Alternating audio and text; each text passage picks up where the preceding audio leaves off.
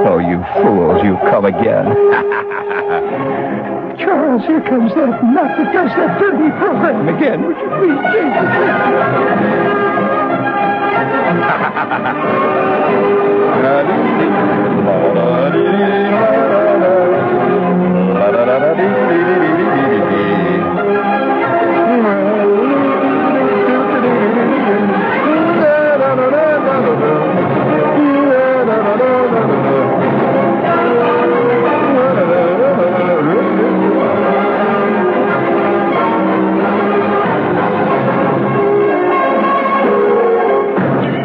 What's going on with the graffiti world?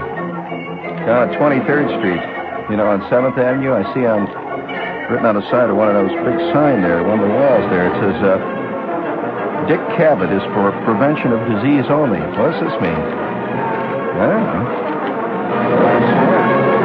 I mean, you don't know what's going on today. It's just terrible.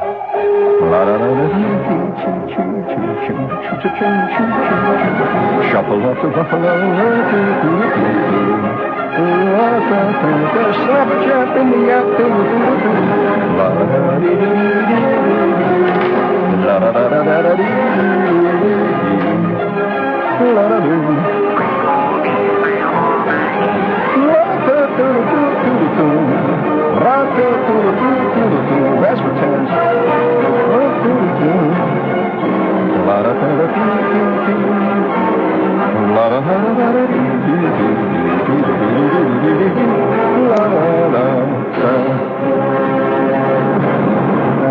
Somebody said, I just thought of some more great words for the bear missed the train.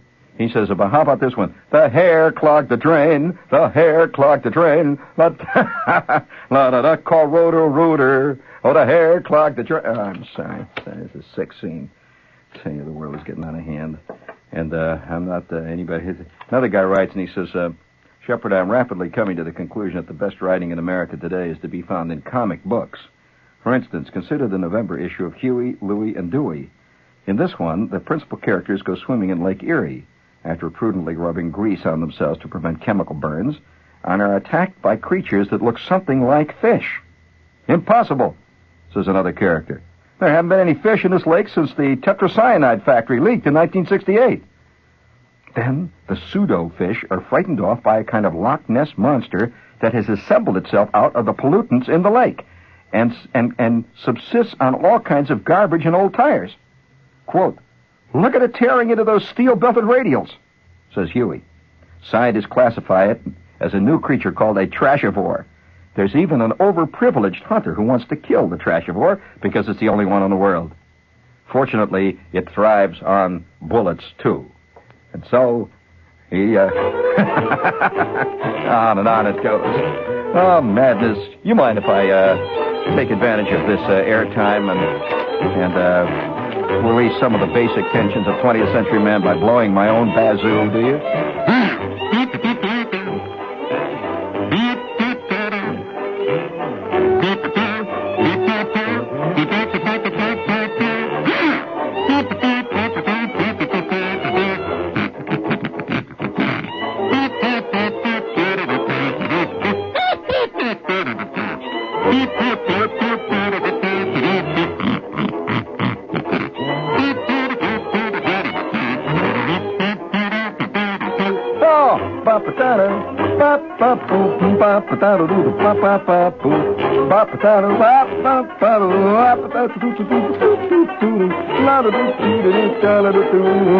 Razzmatazz and a Rudy toot.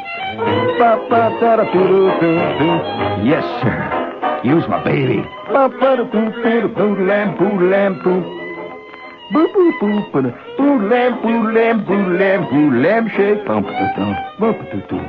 Bootleg, rink-a-tink, razzmatazz, and Rudy toot. Yeah. Think,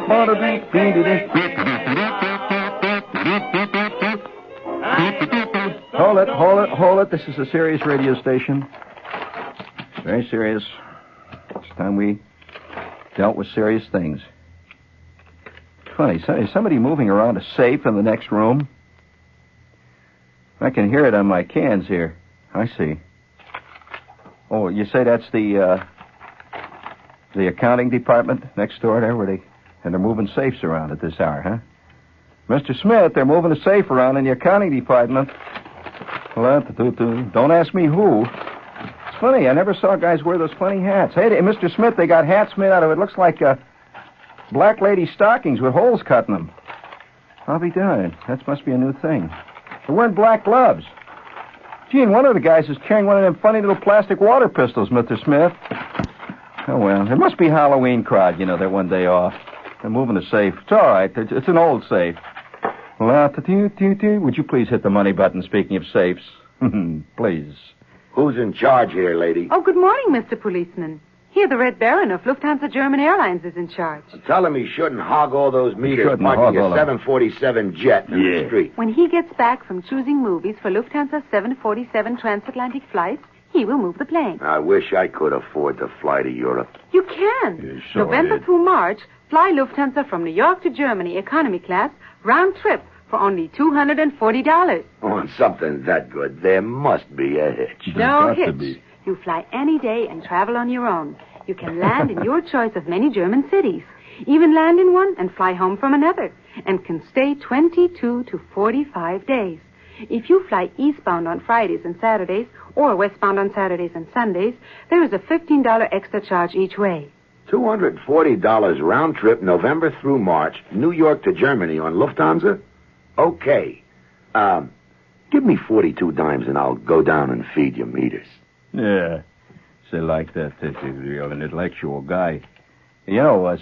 He said, a real tight passenger there. Hey, I saw a great thing the other day. I just hope that we like to report good news as well as bad. And as you know, Philadelphia has made booing a major art form, the city of Philadelphia. Now it's getting fairly literate. In fact, the other day I was watching on television, inadvertently, I was in this place where they had the TV set on, and the Philadelphia Eagles were attempting what they so often weekly attempt to do. And they were attempting it again. And somebody sitting in the stands had a big sign he just held up, and all it said was, "When in the course of human events." He held it up after another Philadelphia fumbled on their own 12-yard line. And he held it up, says, "When in the course of human events." And, it was kind of good. Speaking of the booing, I have to salute. I have this up on my, in fact, I gave this to one of the sports guys here at the station.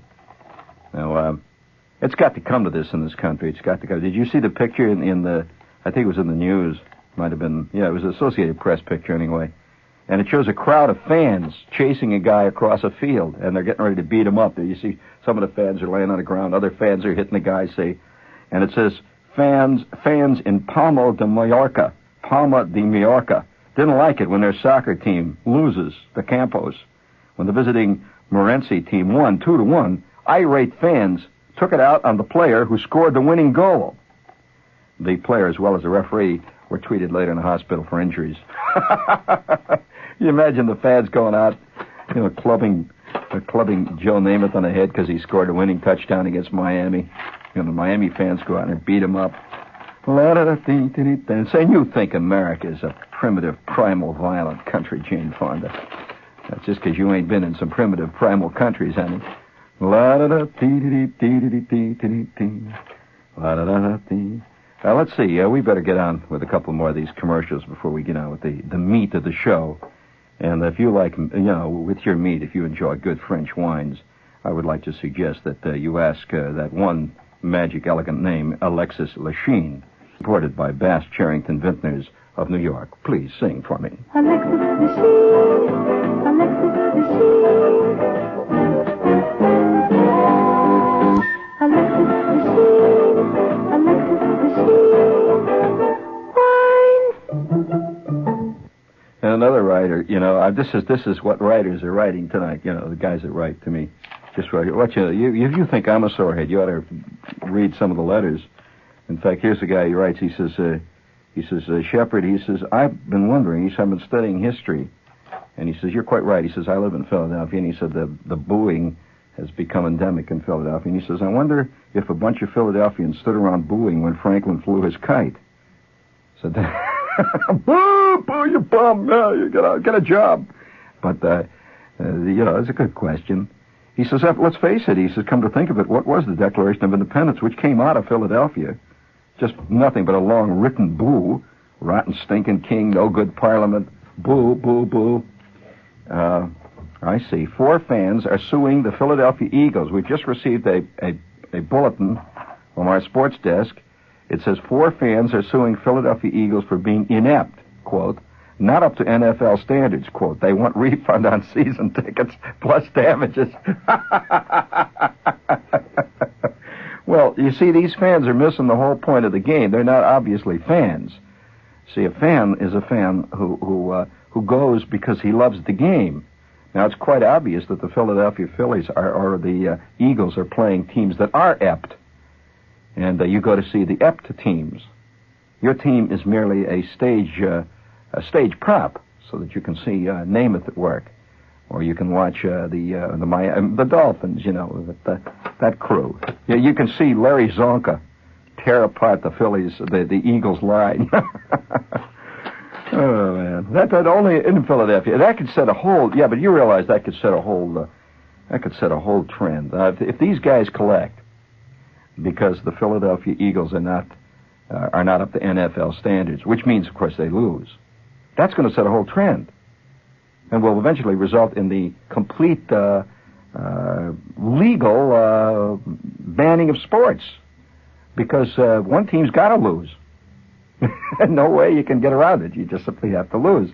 Now, if you lose, you can easily be sued. If once a legal precedent is set, I mean, if a legal precedent is set that says, yes, I, Judge J.W. Hornswoggle, declare that the Philadelphia Eagles are inept, in fact and in truth and toto, in hoc agricola conc, and are not up to the standards of the National Football League named as co-defendants in this suit, and by the ipso facto powers granted to me by the state of Pennsylvania, I say that the Philadelphia Eagles are inept, and I award the plaintiffs, known hereafter in this breach of contract inept ipso facto as fans. I say these fans are entitled to damages to be decided later at the court's leisure and at the court's time of final decision. Next case, please. I can see the stunned look on this tackle.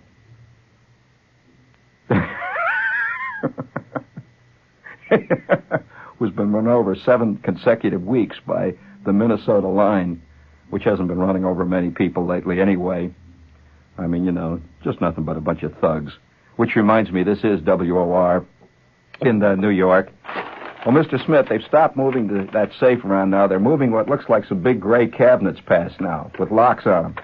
I don't know what they are. It says top secret, the top one says. I don't know what that one is. Oh, one guy's got a sweatshirt on. It says, the FCC forever. Hey, for heaven's sakes. I say, they're friends of ours. Hit the button, please, will you, please? There's an easy fixin' meal that'll please your man. It's a good hearty meal that comes in a can.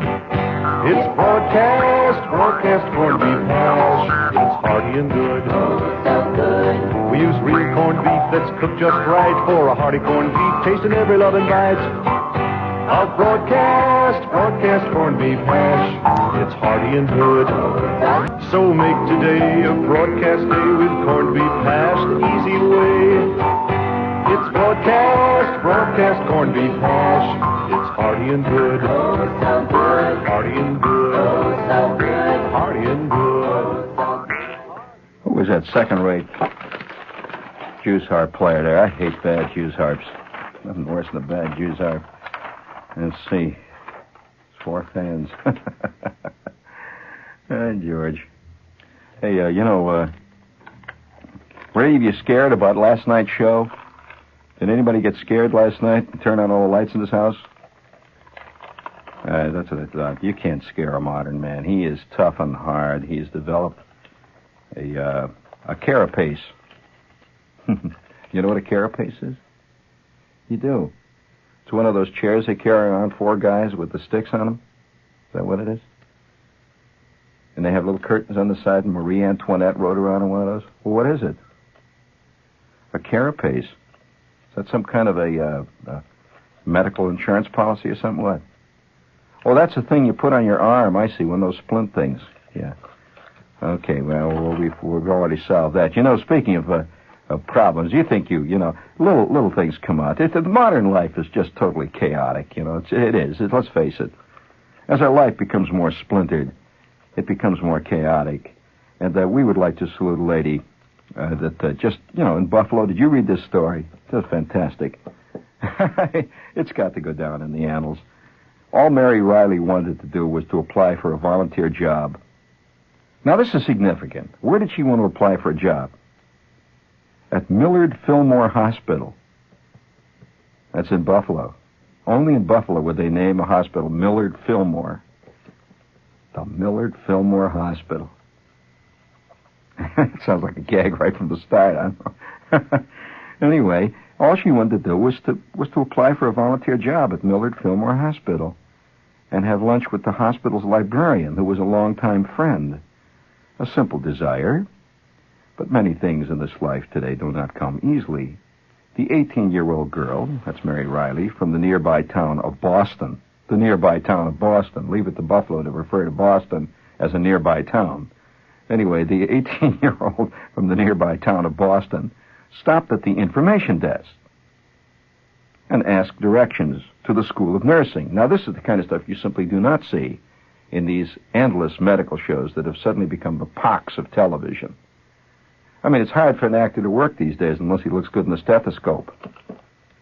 And some doctors, some actors are becoming so identified with the medical profession that they're now addressing graduating classes of real surgeons.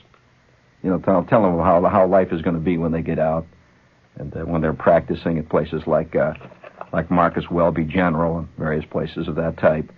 And nevertheless, life is not quite that way in actual hospitals. In spite of George C. Scott and Patty Chayefsky, it just simply isn't that way. But would this make a great sequence out of, say, Marcus Welby? Anyway, this girl shows up at the hospital. She just wants to have lunch with her friend and apply for a volunteer job. Now, see, this is obviously a philanthropist. Well, she stopped at the information desk. You got it now. That's the opening scene. You show this girl driving up, see, and she drives up in her little car, see, and she says to herself, "Oh, I better hurry up. Give me a little quiet. Give me a little mood music, if you will, in there, Ed, please. A little soft, we'll set the mood for this little TV show. And while you're doing that, I think I'll rip off a little commercial here. Let's see. We've done Alexis Lachine. How about yes? Let's see. We've got House of Chan. Indeedy Mo. Somebody wrote me a nice note about the House of Chan. And he says, I have a suggestion for the ad manager of the House of Chan. Why don't they sponsor the ball games? He said, House of Chan. Chinese restaurant, And he says they can sponsor the ball games. They can use all kinds of great lines in the ball game. You remember the Ballantine Blast? You remember those great things? He says, for example, he would like to suggest this one, Lee. There's ball 4. Ed Crane-Poole is now going to first. The batter advances to first. Yes, it's a House of Chan walk.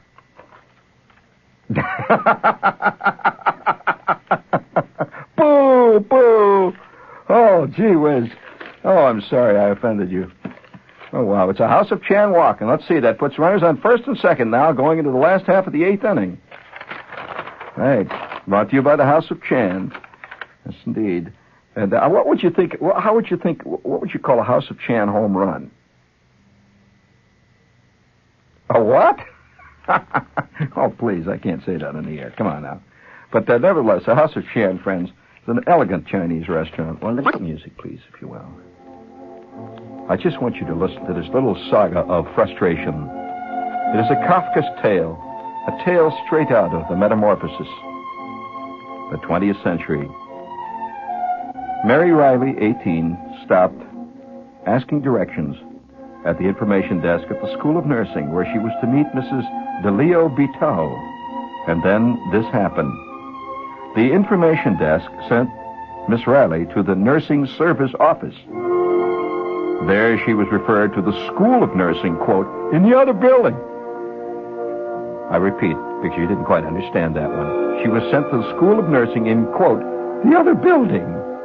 The other building, for those of you who don't quite yet understand.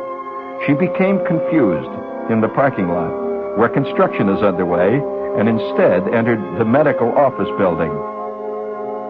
There, her question was misinterpreted, and she was sent to a nearby nursing home. From there, she headed for the Visiting Nurses Association, an office 2.5 blocks up the street.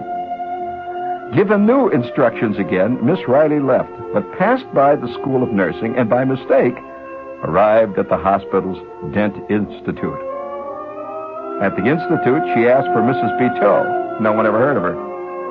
In tears, Miss Riley approached 2 policemen who were ticketing automobiles and asked for help. By this time, she was somewhat incoherent, and the policeman thought she was using drugs. Before they could question her, a taxi bearing a stolen license plate passed by. The policeman asked Mrs. Riley to get in their patrol car, and all 3 of them took off after the cab. Later, a second police car took her to a police station, where the desk sergeant determined she was not on drugs.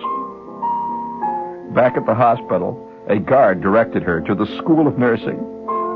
She met Mrs. Beteau and finally reached the volunteer office. Too late, she was told. Applications for the junior volunteer program closed last spring. Besides, she's too young. She's now deciding to enter college and plans to be a veterinarian.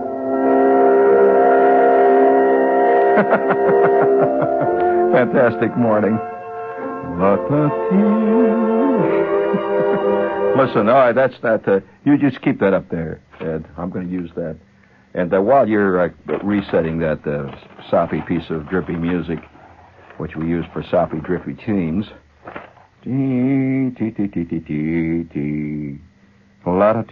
Gramercy Park Close of 64 West 23rd Street in New York asks this rhetorical question. Did you ever wear a polyester double knit suit? Well, if you don't know what the hell that is, that's the new stuff they're making men's clothing out of. I like the way they translate in here. Now, they're really something.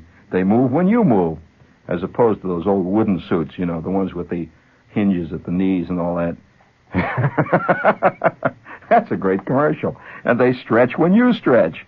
And they make wearing a suit positively comfortable. Now, if you'd like to see one of these great suits, you go to the 3rd floor of the factory building at 64 West 23rd Street. And you'll save dough while you're going there. Go through the big iron gate. Boom. That's a serious sound. Big. What's this right there? Yeah. Get yourself a new double knit suit. Gramercy Park Close, 64 West 23rd Street, 3rd floor. 64 West 23rd Street in New York. You know, speaking of soap operas, I mean, you know, this chick getting all hung up trying to get a job. Is there anybody out there, seriously? Can I ask a serious question? It's not a rhetorical question. It's an actual question. Who actually believes in these astrological advice things that are printed in the papers? Yes, there must be. Every paper in the business has got them. George, we're slipping back into the dark ages. In fact, you know, I'm walking down the street the other day in the village, and there's a big place, you know, big store there. It's got all kinds of jazz. You know, the usual kind of store that has, in the village, practically every store sells either you know, leather jodhpurs, or it sells Snoopy sweatshirts, and you know, with the McGovern buttons on the back and all. You know, it's a typical village store, and in the middle of it says special today only, sale, polyester washable tarot cards on sale. I took one look at that. I says, my God, you know, yes, there they were in decorator shades. You can get your tarot cards. And I thought, gee, you know, there must be dildocs that believe that jazz. It really is. And so I thought to myself, I'm just going to take a look at one of these things. And so here I've gotten out the advice column. See, now here's a real advice column. This is the kind of jazz that is printed in these advice columns. You know these astrological advice columns? Life is fraught. Must be fraught for people who read this stuff. Life is full of alarms and the evil spirits and the things that are lurking that go bump in the night on all sides. Would you please give me a little of that gloppy music, please? Yes. I'm going to read to you now one typical advice column taken from a local newspaper of this morning. Aries, March 21st through April 19th. Beware pretending to know anything you don't, as this isn't the day for such games. Can you imagine her giving the other advice? Today, phony it up. Bake him out. That's open-ended advice. Taurus, April 20th through May 20th. Family concerns require extra thought. No simple answers are available. By George, can you imagine any advice that would go contrary to that? Try a few slogans today around the house. Your family problems. No difficulty. They can be solved easily. Simple problem. Just solve them today. Gemini, May 21st through June 20th. Close attention at work is essential. Can you see the other side of the coin if she says that today you can goof off?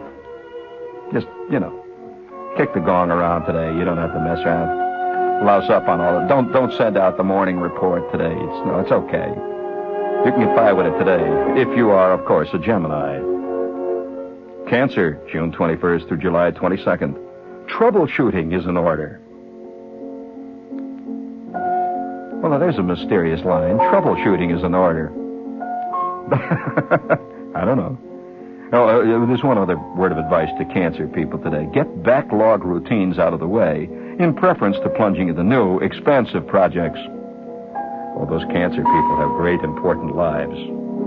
Don't plunge into new, expansive projects today.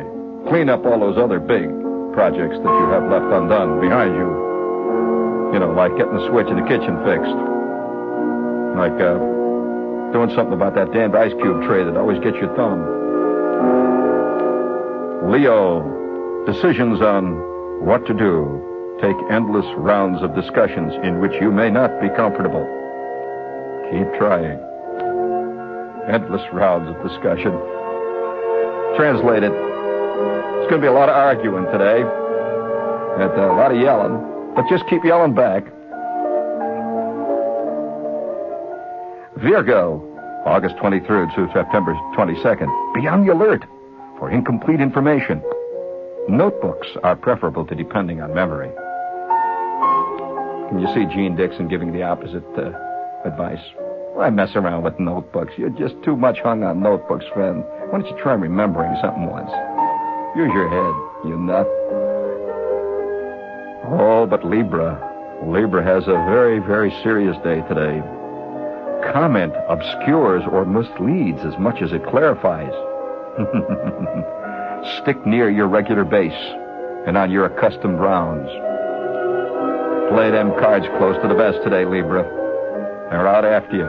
And they're giving you a little hanky-panky. Comment obscures as much as it clarifies. So why don't you wash your ears and listen carefully. Scorpio, avoid final commitments. Stall for time. Seek verification of details. Later in the evening, you will have insights. That's after you get bombed. Drunk on a skunk and you're staggering around your living room, you start seeing the world for what it is. Miss Dixon doesn't quite come out and say that, but the implication is there. Poor Scorpio. But Sagittarius, he has a time. Circumstances have changed since you last checked on facts and figures. By tonight, you may have to reconsider. Oh, God, what a life that Sagittarian leads. Great decisions, momentous cliffs over which it's easy to topple. Capricorn, today is good for wrangling. Ongoing negotiations, questions, but do not close any discussion. That's just for you, Ed. In other words, do a lot of arguing, but when you leave, holler, "You ain't heard the last of me, boy!" That's the advice today to Capricorn. Aquarius, January 20th to February 18th. Things withstanding critical tests are unexpected. Now, that is a very obscure statement. I can't quite figure that one out. Things withstanding critical tests are unexpected. The tests are unexpected, or the things are unexpected, Miss Dixon? Your language is getting a little obscure. You are following closely on the trail of James Joyce there. Pisces, or Pisces, February 19th to March 20th. Conserve your time and your strength by letting go of the past. Give up on all those old, sad, foolish dreams and all those sad, foolish iniquities. Ignore petty criticisms right above the herd. That's translated meaning, all right, you guys, you don't think you're going to get me, huh? I don't care what you say. And that is today's advice. Hey, that's kind of lovely. Thank you, Edward. Thank you.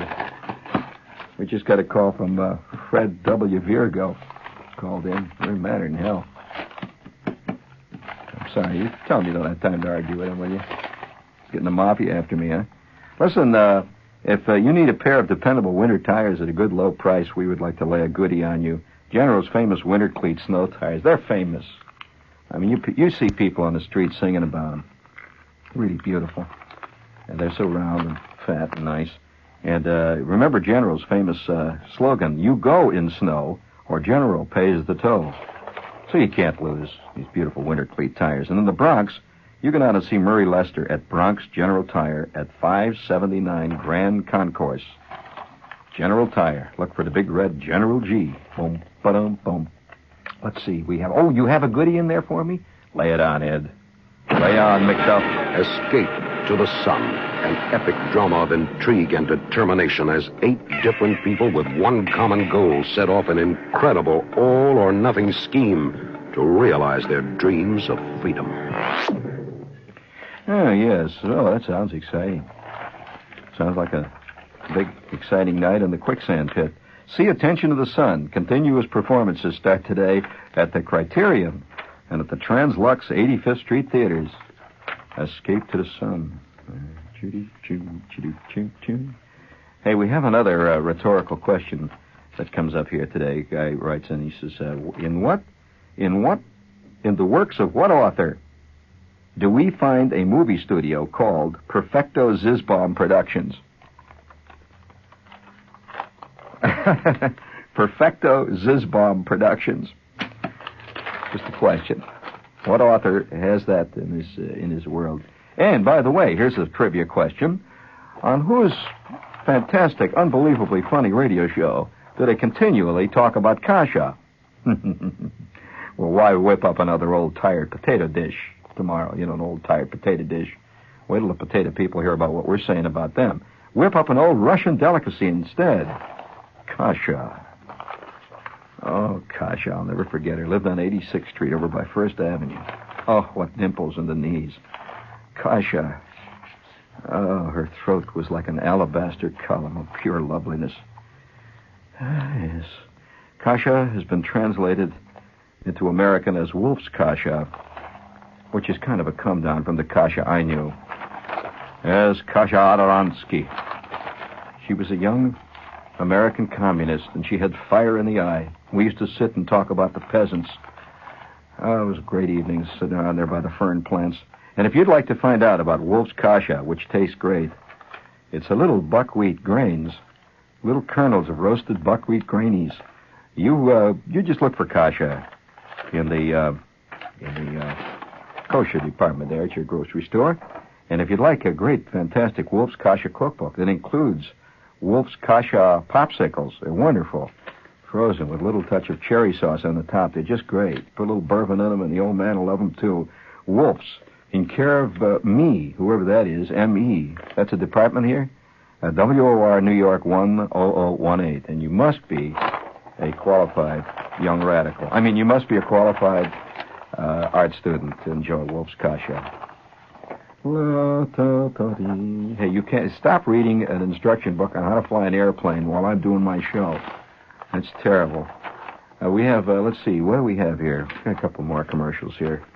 This one simply says, sell the term inscrutably delicious.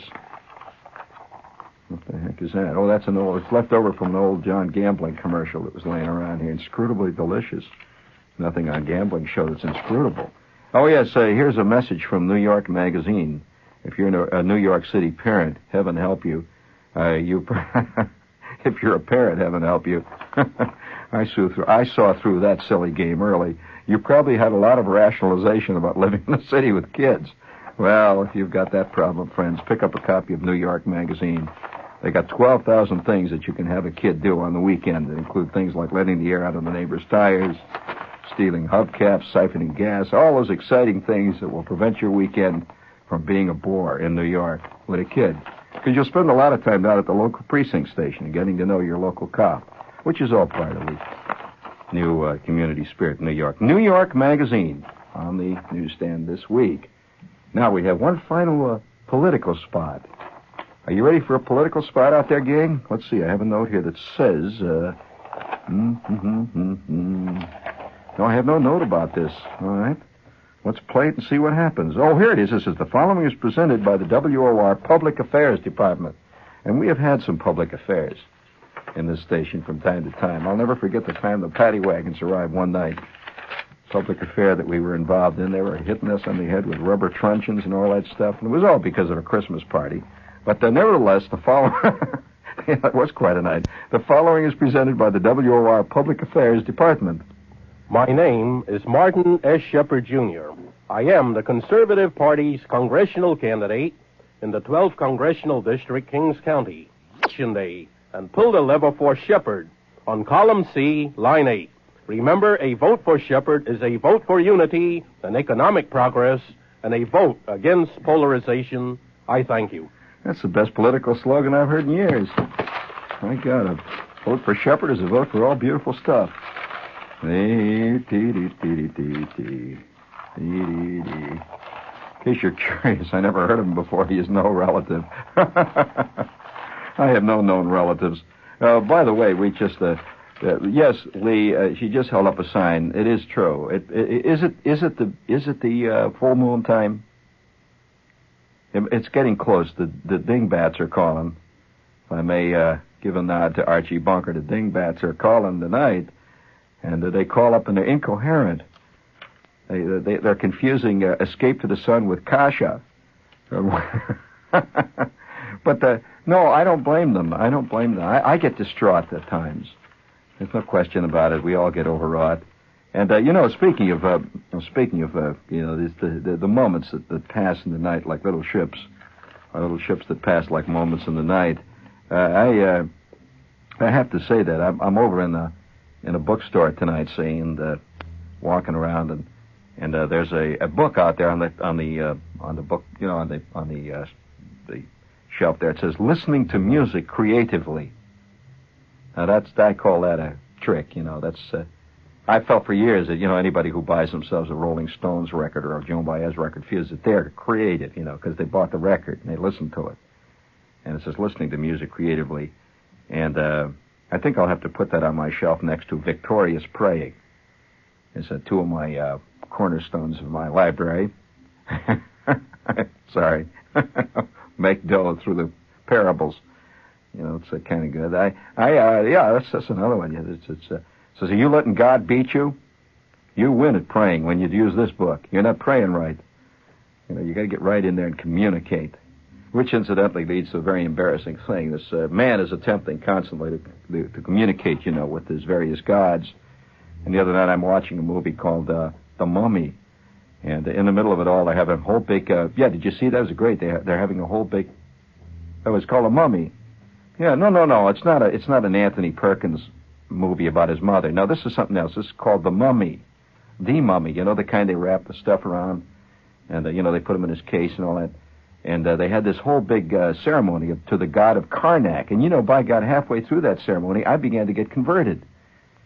And the movie was so effective that I found myself down on my knees yelling to the god Karnak, And it took me, well into the next Preparation H commercial to come out of it. Whew. I mean, it's close. Man today can very, very easily be persuaded about almost anything. And curiously enough, immediately following the movie, on came the God Squad. They had this transcribed prayer at the end, how it comes on, the Rock of Ages, da-da-da-dee-dee-dee-dee. And this transcribed reverend came on, and by God, they broke the film right in the middle of it, right in the middle of his prayer. And I don't know who got mad, whether, Karnak got mad at that point, or what it was, Karnak is one of the minor gods anyway, so you don't have to worry about Karnak. But the one you got to really worry about is Ra. Now, that's a goodie. Ra was a mean one. And, Ra with the cats and all that stuff. You remember all that. And we're glad to be out of that. Now that we got Gene Dixon, we've been saved. We're out of that. I mean, those old superstitions, that's all over. Ra, Karnak, Vishnu, all that stuff, Oh, the great one there was another one, tremendous god, Magalog was a great god. Magalog. Magaghghghg was an early Welsh god. Magalog, or just pronounced by the Welsh, which terrible god. He smoked cigars, and just awful and bad ones. And walked around and hurled lightning bolts and made guys' tires flat and all that. So you got to be careful. Never know when you may offend some god somewhere, someplace. We've got them here at the station. We've got a couple of them. And they're just as capricious as any gods ever were. They'll hurl a lightning bolt with no reason. The young old... Hey, Mr. Smith. They got the television set now. They're moving it out.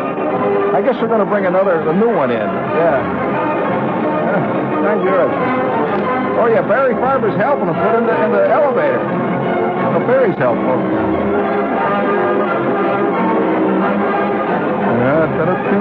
That ends tonight's salute to Howard Cosell, Modern Man's spokesman. And this is WOR New York. You stay tuned for Lester Smith. He's got the news, the real news.